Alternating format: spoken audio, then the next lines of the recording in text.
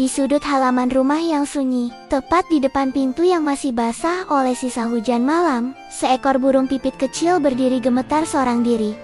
Tubuh mungilnya basah kuyup, bulu-bulunya tampak kusut dan belum tumbuh sempurna. Sayap kecil itu bahkan belum cukup kuat untuk membawanya terbang tinggi. Ia hanya mampu melompat pelan, lalu mengepakkan sayapnya sebentar, sebelum akhirnya kembali jatuh ke tanah. Seolah dunia yang begitu luas ini terlalu besar untuk makhluk sekecil dirinya. Tak ada suara induknya, tak ada kawanan yang datang menghampiri.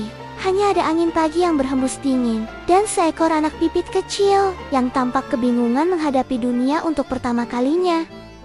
Entah bagaimana ia bisa berada di sana. Mungkin tadi malam, angin datang terlalu kencang, menggoyangkan ranting dan merobohkan sarangnya.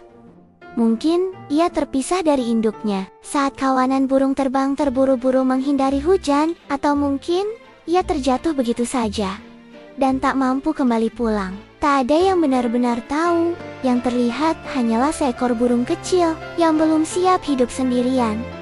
Sejak pagi ia terus menunggu. Setiap kali terdengar suara burung di atas langit, kepalanya langsung menengadah. Matanya yang kecil seakan penuh harapan, seolah ia percaya bahwa suara itu adalah ibunya, bahwa sebentar lagi akan ada kepakan sayap yang datang menghampiri dan membawanya pulang. Namun waktu terus berjalan.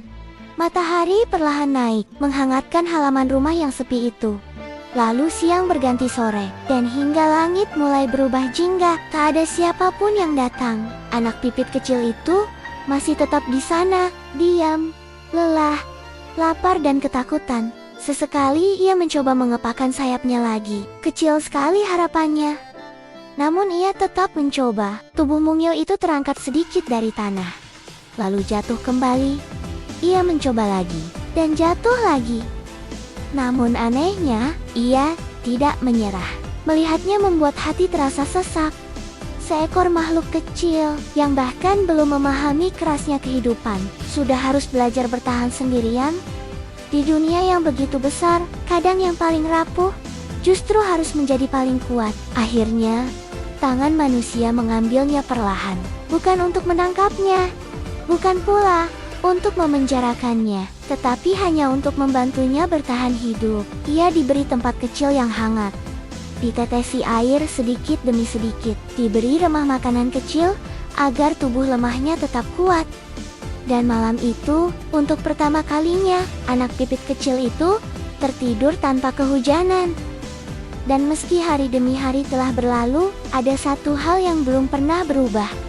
Setiap sore menjelang senja, burung pipit kecil itu masih sering menatap ke arah pepohonan, ke arah langit yang luas.